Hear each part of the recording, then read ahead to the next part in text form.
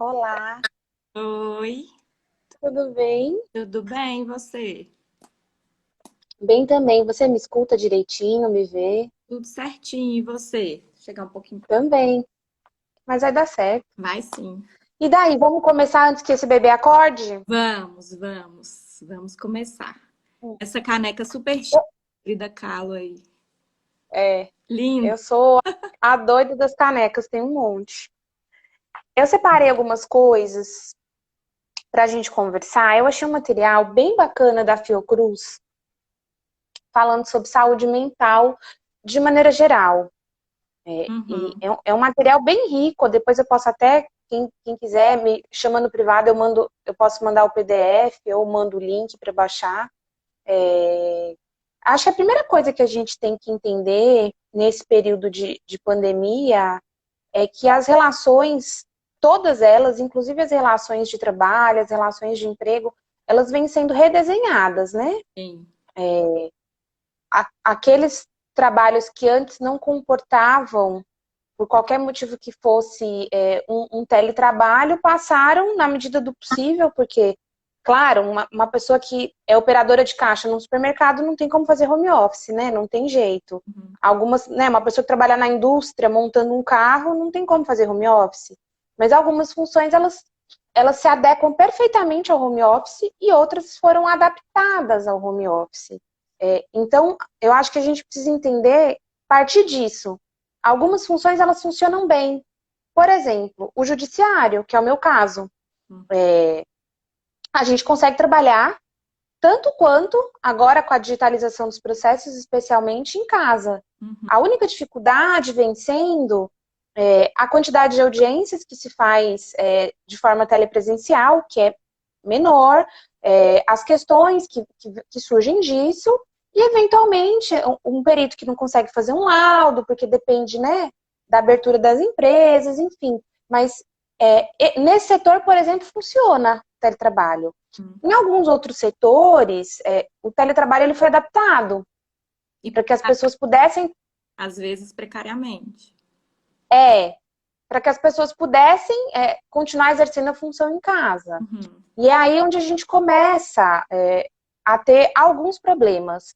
Quando esse teletrabalho ele é adaptado, não só do ponto de vista material, porque não basta a gente ceder um computador, ceder ali o mouse, ceder a base do mouse, né? E- Assim, o token de internet.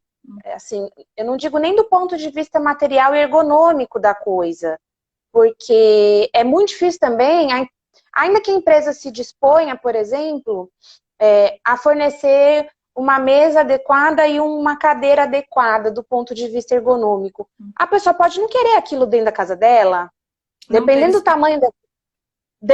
tamanho da casa, nem espaço não tem. Então, assim, a empresa também fica impossibilitada de, eventualmente, fornecer a continuidade desses materiais. Então, você acaba fornecendo ali o básico, Uhum. né? Que é o computador, que é um token de internet, alguns notebooks, né? Uhum. Telefone corporativo. Você acaba não tendo o prestígio 100% da ergonomia, porque você está dentro da casa do cidadão. Uhum. E ele não necessariamente tem condições, ou mesmo quer. Eu, por exemplo, não gosto. Eu trabalho no notebook da justiça, mas eu trabalho na minha mesa, na minha cadeira. Duas telas. Ainda, ainda que a justiça me diga, olha, eu vou te dar uma mesa naquele padrão do mobiliário da justiça, uma mesa cinza grande e uma cadeira preta. Eu não quero. Eu não tenho onde, né, assim, eu não tenho onde colocar isso. Uhum. Então a gente tem o aspecto material e o aspecto mental, que é o que a gente se propôs a conversar hoje. Eu acho que é um segundo momento. Primeiro, a gente já tem alguns problemas de ordem material, que é o próprio como eu vou fazer esse trabalho acontecer. E aí o aspecto mental, a gente tem não só, porque quem trabalha em casa, eu venho notando por mim, a gente acaba trabalhando muito mais. Muito mais. A gente não desconecta, né? A gente não separa o pessoal do profissional. Porque quando você vai para o seu local de trabalho, você vai num horário, mais ou menos, para quem, né, quem tem que bater ponto é diferente, mas quem não tem ponto, ainda assim, você se organiza para ir num horário, se organiza para voltar em outro horário e pronto. Quando você está em casa, Você recebe uma mensagem, aí você vai... Ó, a Betânia tá falando, o home office em tempos de pandemia envolve entulhamento da casa, crianças que demandam cuidado e internet instável. Também, né? Fora a gente ficar grudado, a internet não funciona mais a contento, porque tá todo mundo usando muita internet, coisa que a gente não, né, não demandava tanto. Uhum. As crianças estão em casa, né, porque as escolas estão fechadas. E aí você tem uma mãe ou um pai tentando trabalhar a contento, com crianças em casa, de todas as faixas etárias, e crianças que às vezes estão estudando também, e dependendo da internet do pai e da mãe, né? Às vezes Também. a dor em casa. Exato.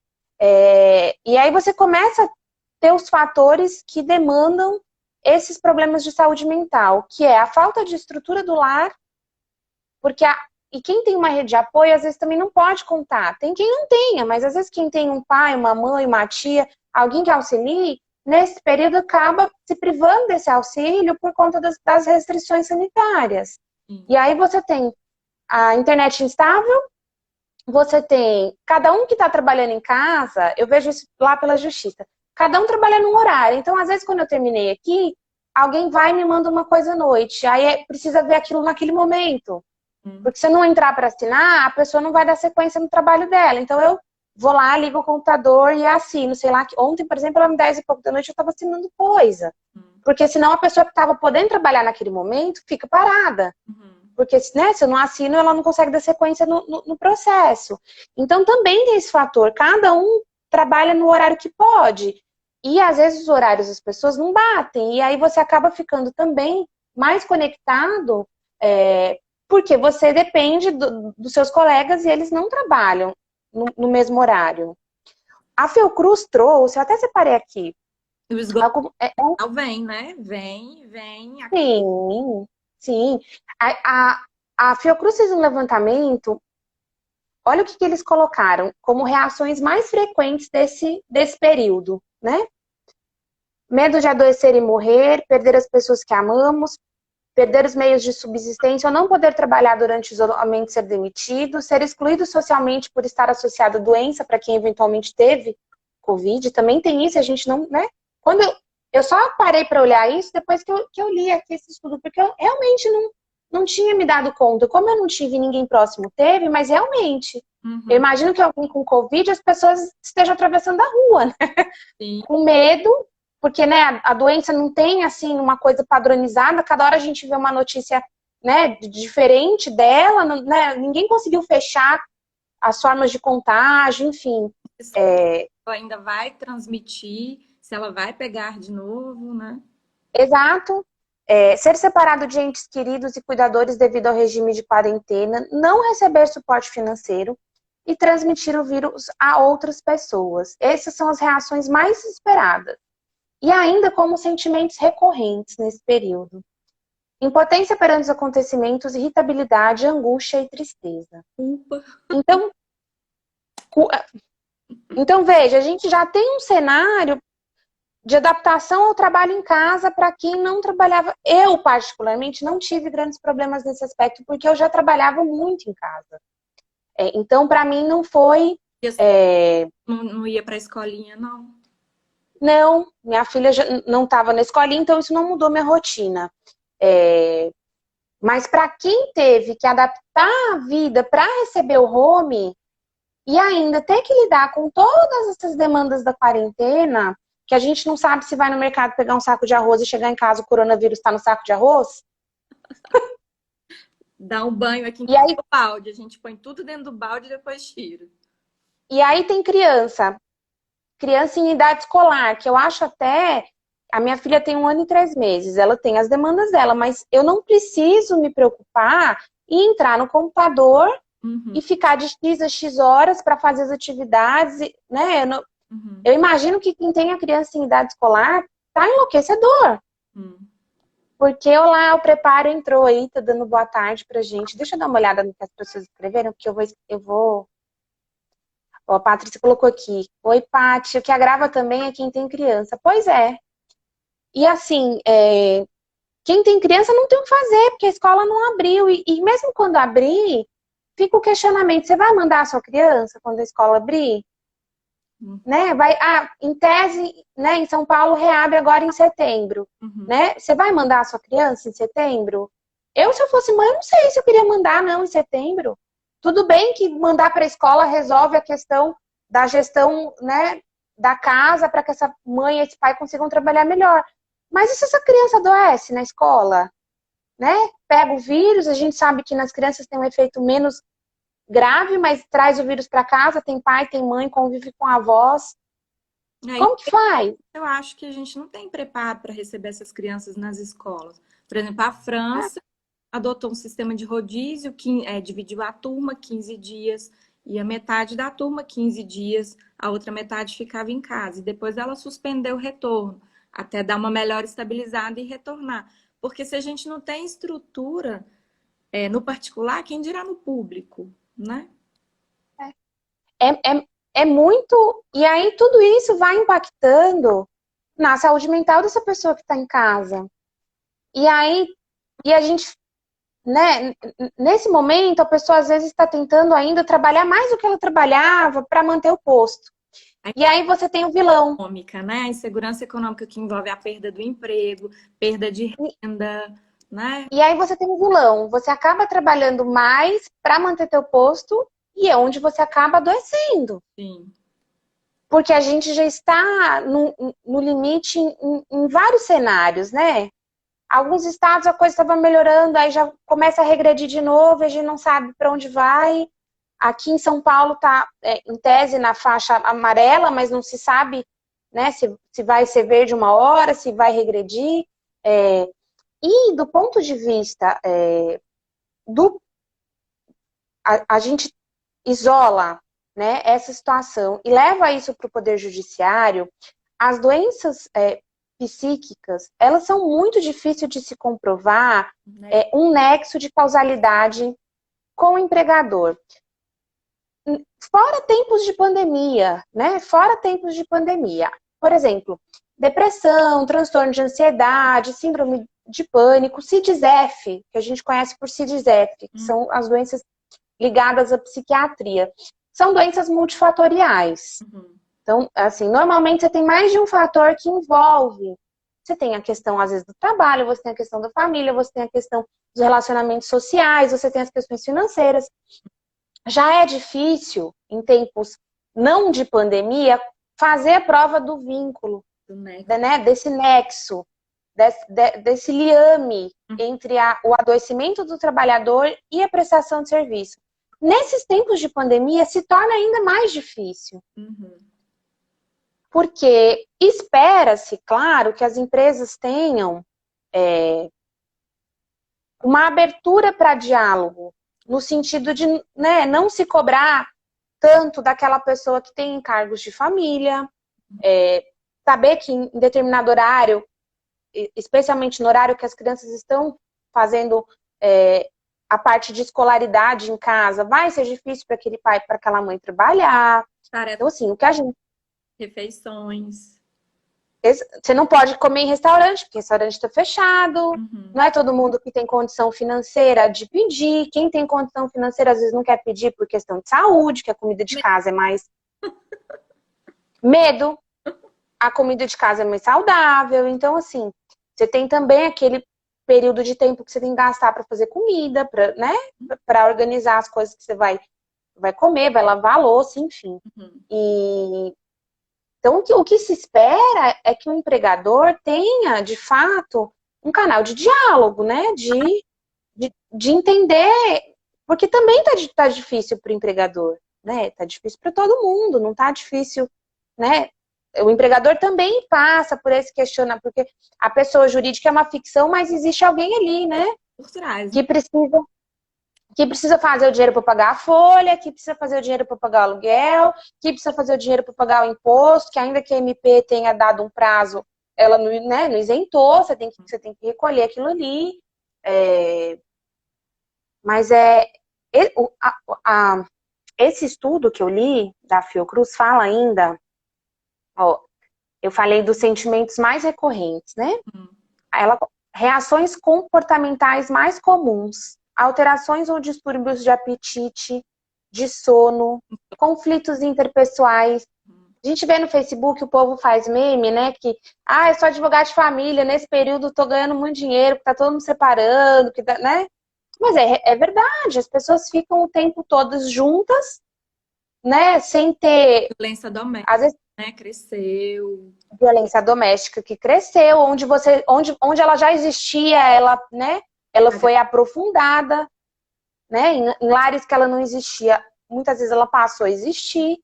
É tudo fruto dessas questões. Você não tem as válvulas de escape que a gente normalmente utiliza. O lazer, a pessoa vai para academia, a pessoa vai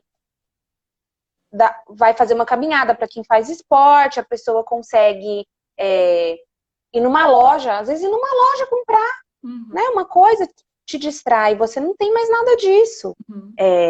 Então, conflitos interpessoais, isso envolve conflitos interpessoais nas relações de trabalho e nas relações de emprego. Violência, né? Especialmente, e a Fiocruz faz até esse recorte, com os profissionais da saúde. Por quê? Frente, né?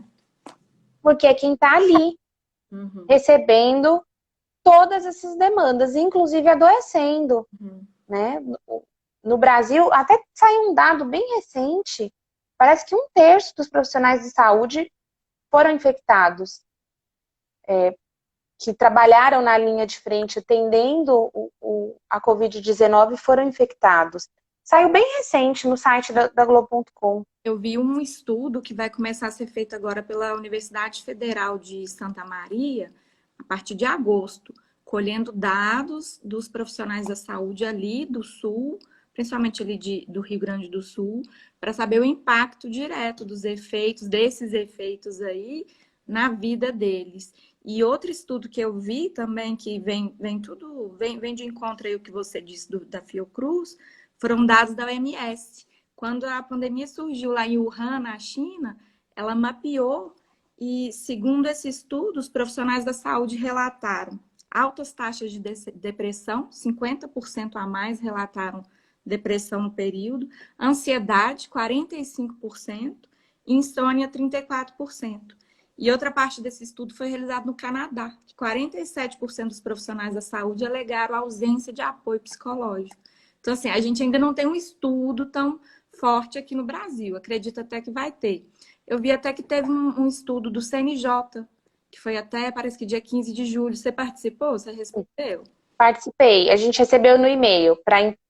O CNJ levantou. Toda vez que tem alguma questão, o CNJ faz um levantamento.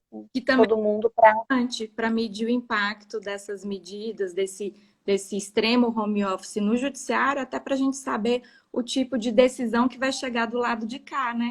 Porque eu fico pensando, você fala do raciocínio do judiciário, eu penso no raciocínio do advogado.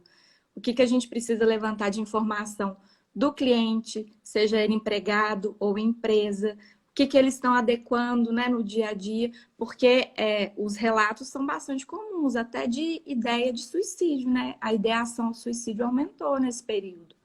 Então são empatias que a gente ainda nem sabe como lidar.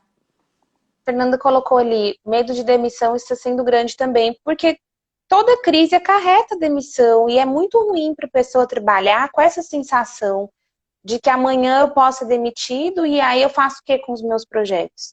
Né? Porque tem coisa que você consegue falar, não, isso aqui eu vou eliminar, mas tem demanda.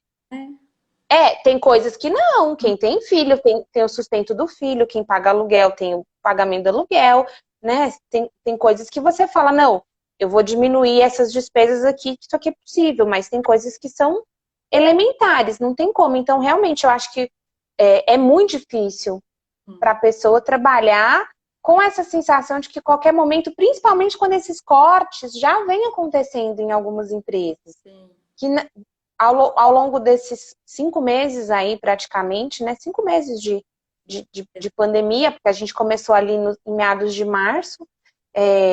Até 16 de março. Você falou até do ponto de vista do advogado, sabe que às vezes quando eu tô aqui despachando, aquele dia que eu falo assim, nossa, hoje eu trabalhei muito, nossa, hoje eu despachei 50 processos, eu fico pensando, olha o tanto de publicação que vai sair. Que eu falo, gente, só eu despachei aqui 50. Aí Elas chegam no horário absurdo, né? Os meus posts, minhas publicações chegam chegam. às 6 da manhã. Chegam. E aí eu falo, bom, eu fico feliz da vida que eu trabalhei um monte, e aí eu falo, bom, todo mundo hoje. Aí eu pego, eu olho ali no agrupador da vara, tá zerado. Ou seja, a gente despachou que nem mato a coisa. Eu fico pensando, o advogado chega no escritório. Chega no escritório, não, né? Alguns agora até chegam, porque já pode trabalhar de forma restrita, mas o cidadão acorda, não termina nem de tomar café e já tem trocentas publicações para lidar. Além de próprias celeumas, né? Por exemplo, aquela decisão do ministro Gilmar Mendes me tirou do eixo, assim, com relação à suspensão dos processos em razão da discussão do IPCA. Do IPCA. Então, eu não sei se as pessoas que estão aqui com a gente, de repente, tem, né, outras pessoas com outro olhar, de outras áreas que não a trabalhista, mas se vocês conseguem perceber que tudo aquilo que a gente passa de enfrentamento econômico, de crise, seja ela qualquer que seja, recai na vida do trabalhador, de alguma forma. De alguma forma, o impacto social ele vai desaguar na justiça do trabalho. Seja com discussões de verbas rescisórias, daqui a pouco, às vezes, a discussão do nexo causal de uma doença ocupacional, porque, até voltando no que você falou a respeito da dificuldade de se provar o nexo causal, porque terão aquelas doenças que foram agravadas durante a pandemia e aquelas que surgiram durante a pandemia. Então, é uma coisa que a gente... E é muito difícil, justamente pela pandemia, que gera por si só uma série de efeitos deletérios do ponto de vista da saúde mental. Como que você consegue atribuir de forma inequívoca? Porque uma coisa é um enfermeiro que pegou coronavírus, a gente já sabe, provavelmente, onde ele adquiriu esse coronavírus, né? Não tem grandes dificuldades. Outra coisa é uma pessoa que está em home office e agravou um quadro de ansiedade, por exemplo, já existente. Uhum. Como que você consegue? É muito difícil isso no caso concreto. O laudo pericial, normalmente, os laudos que eu vejo, eles vêm aberto, porque são doenças multifatoriais. Você E nesse momento... teve alguma durante esse período, alguma discussão? Não peguei. Por enquanto, não. Na verdade, a gente ainda não teve, pelo menos assim, na minha vara, eu não notei um aumento de demanda. Uhum. Você viu As demandas, nesse momento, estão estabilizadas. Aí eu não sei, o advogado tem também a dificuldade de documentação, às vezes está esperando, né, alguma coisa para poder ajuizar. Então, eu não sei dizer se isso ainda virá, mas nesse momento, os ajuizamentos do que eu observo na vara estão estáveis. Talvez essas discussões surjam, né? Uhum. Porque a MP cai, né? Perde a validade, aí o que estava ali, né, vale naquele período, aí tem coisa que está na lei, tem coisa que não está. Eu não notei um aumento, mas isso é uma discussão que certamente, quando acontecer, ela virá nesses termos, porque todos os laudos que envolvem saúde mental, eles vêm aberto à conclusão. É muito difícil um laudo que fale a situação decorre do trabalho em si. Uhum. O laudo diz que a doença é multifatorial e que, se provados os fatos iniciais, de fato se pode estabelecer um nexo. E aí você parte para uma prova normalmente testemunhal. Nesse momento a gente não tem. Então, você teria que verificar se existem outros meios de prova. E às vezes também não existe. Então, assim, na prática, eu acho muito difícil, infelizmente. A Fiocruz vem e traz algumas sugestões, né, assim, do que pode ser feito para tentar melhorar esse cenário, né? Eu acho que, de repente, a gente tem que tentar, nesse momento, trabalhar nessas frentes. Até porque nem todos, agora alguns serviços de saúde estão sendo retomados, mas nem todos os serviços de saúde estão funcionando a contento. Principalmente, né? Que não lidam diretamente com a pandemia. Com doenças mais graves, como, por exemplo, as pessoas menosprezam o adoecimento mental. Então, ele fica... Sim. A gente ainda a gente ainda tem esse fator de preconceito social em relação à pessoa que é visto como frescura, é visto como moleza, é visto como a pessoa não tem mais o que fazer, arrumou essa depressão. As pessoas têm dificuldade, a sociedade tem dificuldade de aceitar, e que, inclusive, a OMS estima que até 2020, que é o ano que a gente está, já é um estudo antigo da OMS, a depressão seria a segunda doença mais incapacitante no trabalho no mundo. Nós já estamos no ano de 2020. Isso é um estudo que a OMS fez, que nesse ano, e nem tinha a pandemia, né? Ela fez esse estudo há mais tempo. Uhum. A depressão seria a segunda doença mais incapacitante do ponto de vista laboral no mundo. Isso aí então, veja, casa completamente com aqueles dados da... Eu não sei se é o INSS ou se é a Previdência Social, junto com Database, aquele instituto, mas que em 2019, a terceira maior causa de afastamento do trabalho no Brasil foi o adoecimento mental, em 2019. Então, não tínhamos pandemia, não tínhamos crise econômica, e agora? Qual que será a maior causa de afastamento? pois é. Você, Thaís, deixa eu te perguntar, a imagem minha para você, ela tá normal? Para mim parece um pouco escura. E olha que tá tudo aceso, tá? Eu vou tentar mudar. Que estranho, porque tava tão clarinho, agora eu tô achando meio escuro. Melhorou? Voltou a escurecer. Olha lá, mexe no celular é uma coisa. Eu mudo de posição, ele não sei o que acontece com ele. Deixa eu ver se eu consigo fazer um negocinho aqui bem rapidinho, só para ver se melhora a cor. Alguma pergunta enquanto isso? Acho que agora melhorou. Eu botei mais nitidez aqui. Tá bem clarinho agora. Tá, né? Uhum. A Fiocruz trouxe algumas sugestões do que é possível, né, nesse período, para tentar evitar essa situação de piora da saúde mental nessa situação de pandemia. Eles falam várias coisas, eu vou destacar algumas. Tá. Investir em exercícios e ações que auxiliem na redução do nível de estresse. Meditação, leitura, exercícios de respiração, são coisas que às vezes a gente consegue fazer em casa. Você assiste ali no YouTube um tutorial, né? YouTube, pelo menos nisso, né? A era da informação nos ajuda. Se você estiver trabalhando durante a pandemia, fique atento às suas necessidades básicas e faça, isso é essencial, e eu esqueço também, pausas. Intervalos, né? Intervalos de... Desligue, né, do computador, vai tomar um chá, vai no banheiro, vai dar uma andada e depois retome.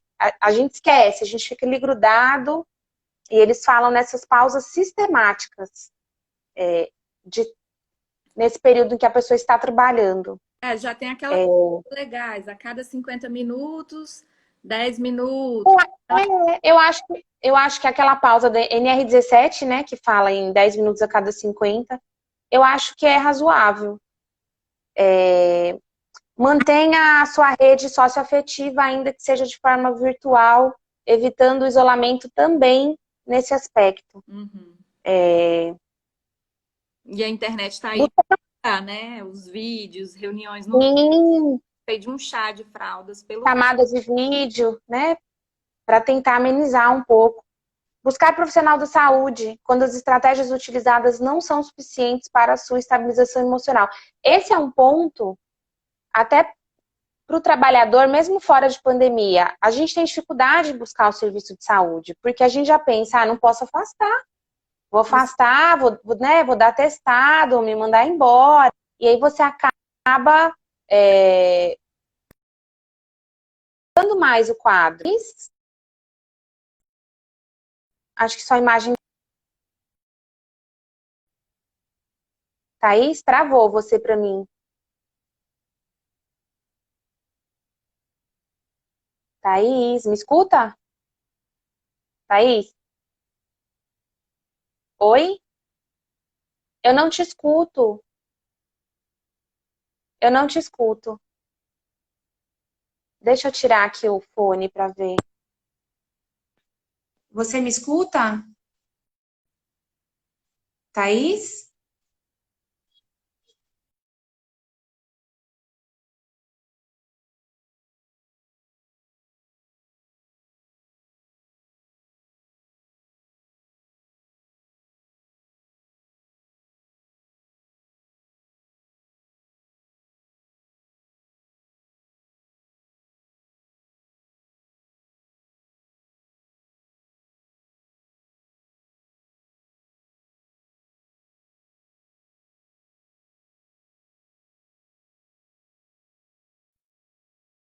Você me escuta agora? Eu não te escuto. Eu não te escuto. Peraí, peraí.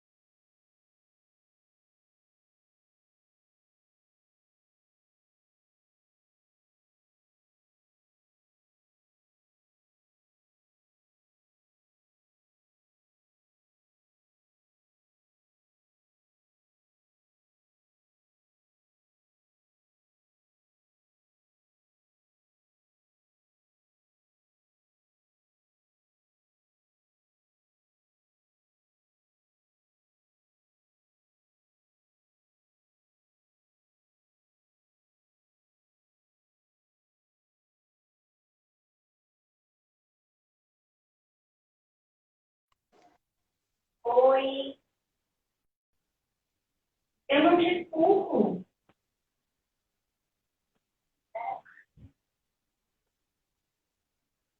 Eu não te escuto.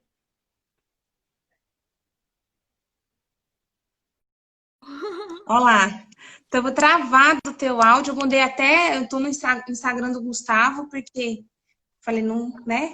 Fala. É terrível, né? Então, imagina quem faz ações no âmbito empresarial, igual meu esposo, o dia inteiro em reunião. Aí, tá Ontem eu começando a fiz uma travar de audiência. novo. Ela tá travando o teu.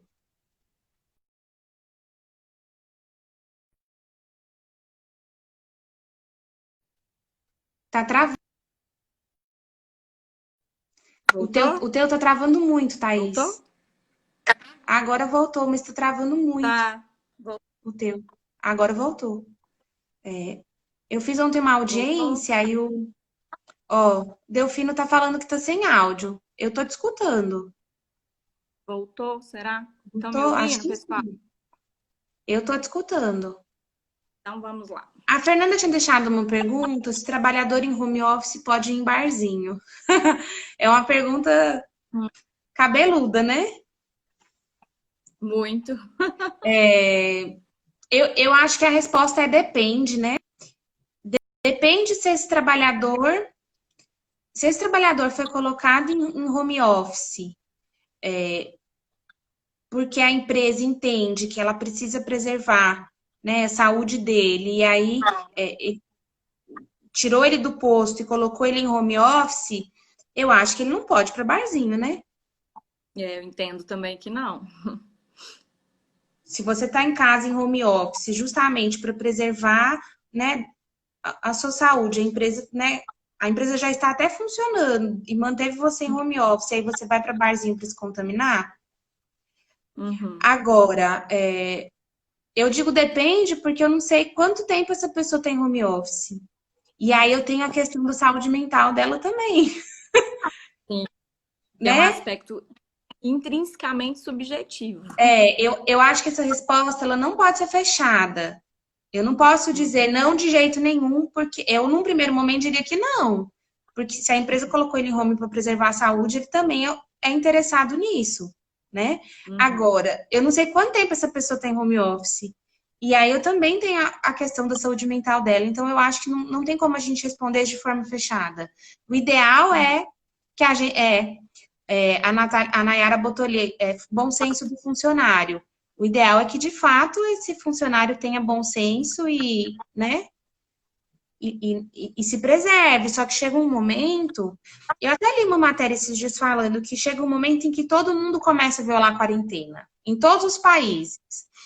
Para a gente parar de achar que é só o brasileiro que viola a quarentena. Porque em todos os países, porque tem uma hora em que é automático, o cérebro começa a buscar a fuga para aquilo que está maltratando, né? Uhum. O sistema. E aí você começa a violar a quarentena. Então, assim, se esse funcionário já chegou nesse ponto, depois de X meses de quarentena, eu não sei se é razoável a gente dizer que ele teria que continuar em casa, se o comércio já reabriu, né? É Depende uma da questão frequência, muito delicada. né? De repente ele vai começar a frequentar a praia, o barzinho todos os dias, aí já foge do bom Mas, senso. veja, é casuística, né? É. Que é se expor? É ter ido num bar, né, uma vez durante, sei lá, 2 meses? Né? É muito difícil.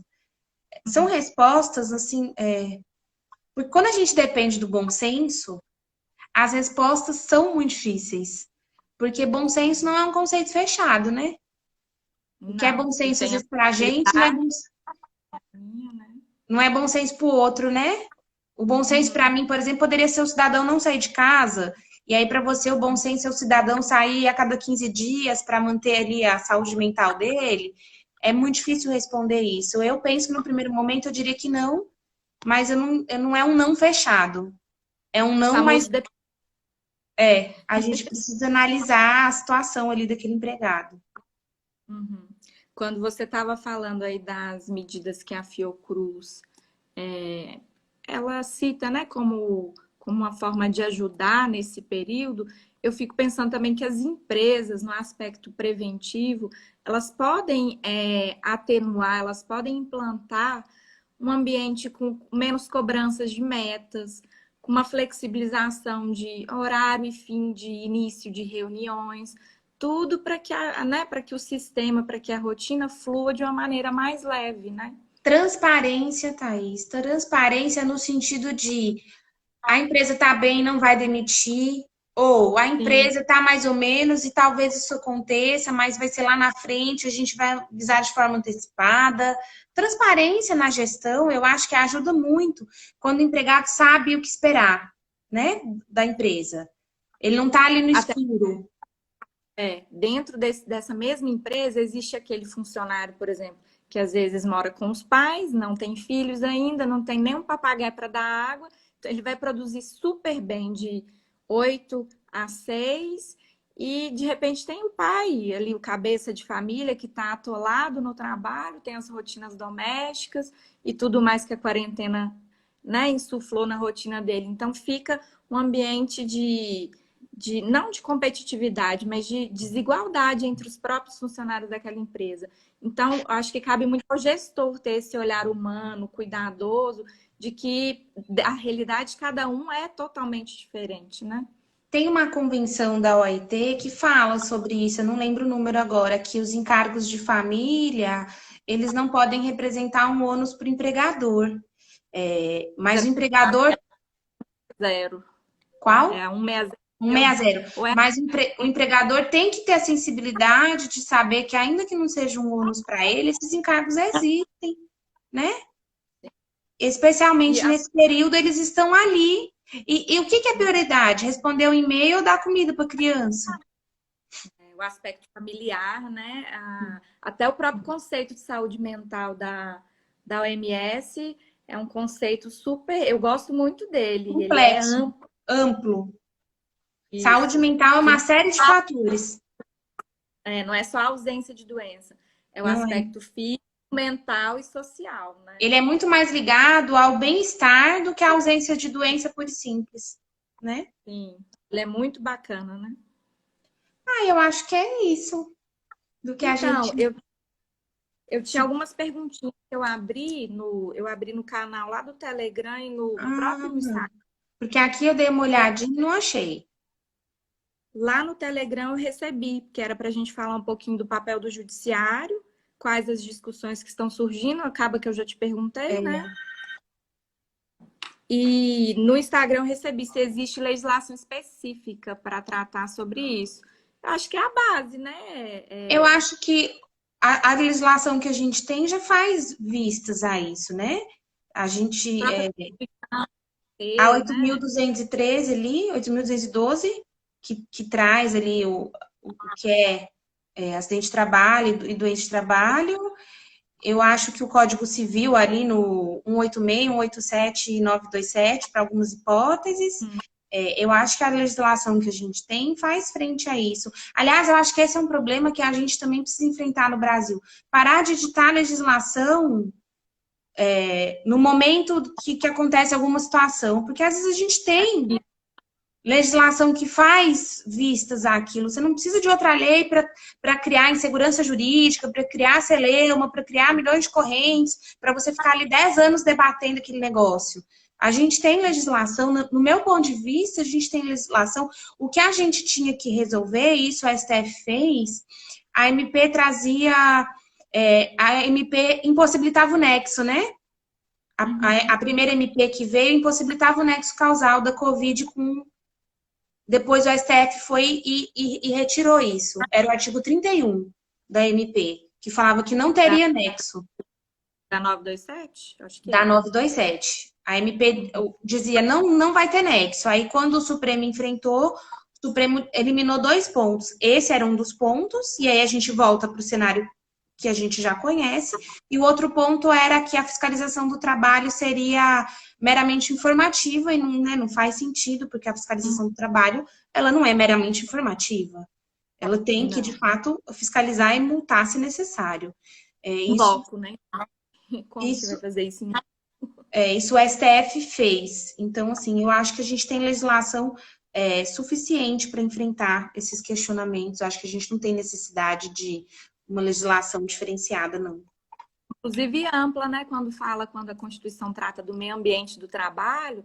No 225. No artigo 200, quando inclui meio ambiente do trabalho na cobertura da saúde e segurança. Eu acho bem ampla também. 157 da CLT, que traz ali a regra, né, de cautela geral. Eu acho que legislação não falta, não nos falta. O que a gente vai precisar é ter sensibilidade, né, no Poder Judiciário para enfrentar essas demandas, porque tudo isso vai ser casuístico. A gente vai ter que olhar, né, não tem receita de bolo, né? Vai ter que olhar cada situação, né, que eventualmente se discuta essa situação de saúde mental para verificar, no caso concreto, o que de direito, né? Agora, às vezes, pensando nesses dados, que em 2019 a terceira maior causa de afastamento foi o adoecimento mental do trabalhador, agora, no pós-pandemia, de repente, uma política pública de saúde, de estudo, de acolhimento, de melhorias, aliada aí com né, o aspecto preventivo dentro da empresa, vai ser uma resposta, né, no pós-pandemia. Eu acho que a gente precisa de informação, porque eu vou falar pela minha cidade. Aqui na minha cidade tem CAPs, que são centros de referência de saúde mental. Tem vários CAPs. As pessoas não sabem que tem CAPs. Que ela tem direito a um psiquiatra pelo SUS. Psiquiatra, psicólogo e remédio, se necessário for. Terapia. Até homeopatia tem no CAPS. Então, assim, eu acho que falta informação. Acho que às vezes o sistema até existe. O que as pessoas não sabem que ele existe. Não sabem que ele pode ser acessado. Eu acho que a gente precisa ter uma campanha, principalmente de conscientização, de que saúde mental é uma coisa séria.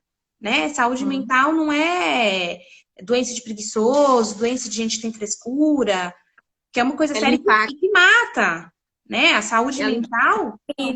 Ela impacta o sistema público de saúde. Saúde mental mata. Saúde mental você não adoece só o indivíduo, você adoece todo o sistema em que ele está inserido, né? As relações dele no trabalho, as relações dele familiares, né? A maneira como ele educa o filho, a maneira como ele se porta Então, assim, você tem vários fatores que a gente precisa que a sociedade entenda que saúde mental é uma coisa séria. Que saúde mental não é bobagem, né? Não é, eu vou ver depois isso aqui, porque, né?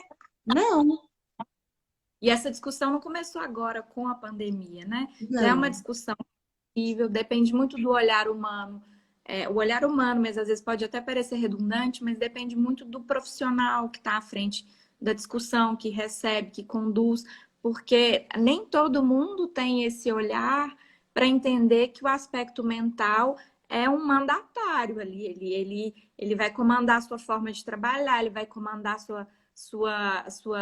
sua rotina, a sua participação na casa. Então, ele acaba conduzindo e levando todos os outros fatores da vida da pessoa, né? E às vezes a pessoa não vai atrás de tratar do estado de saúde mental para não perder a produtividade. No fim, ela perde a produtividade porque ela não E tem até mais.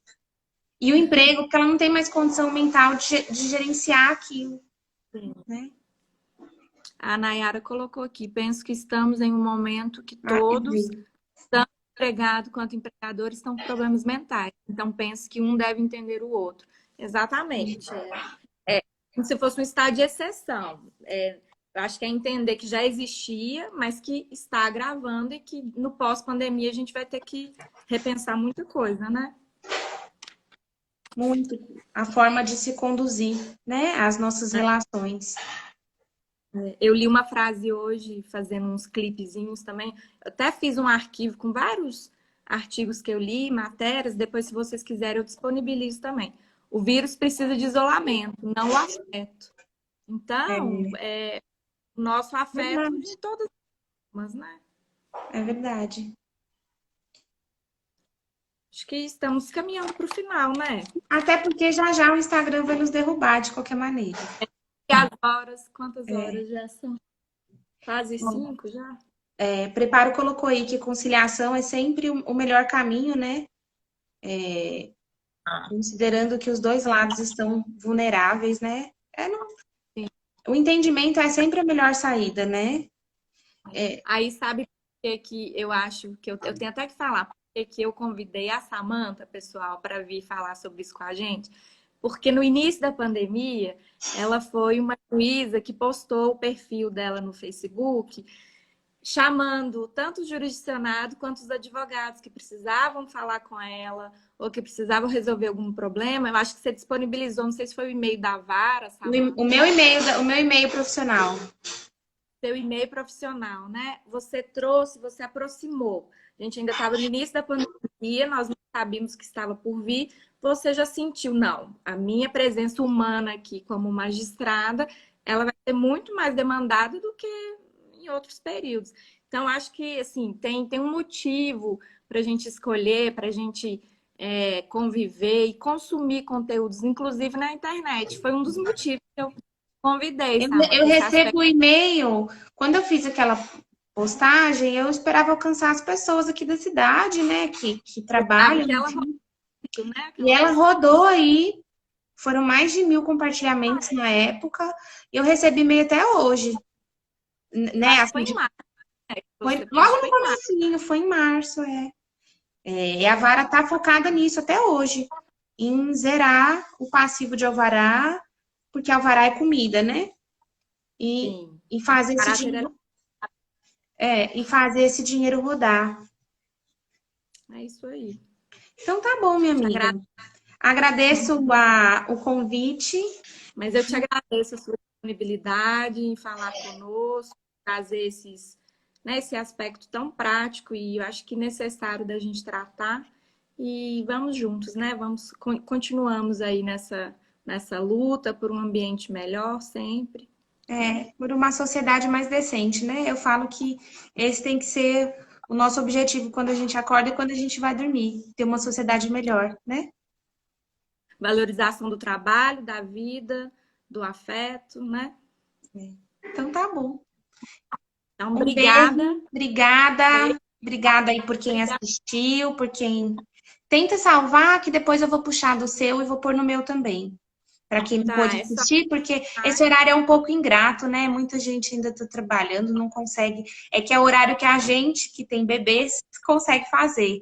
Mas é muito ingrato porque algumas pessoas não conseguem assistir nesse horário. Aí você salva aí, depois eu coloco no meu perfil também. Tá bom. Então, Tá bom? obrigada. Tchau, até!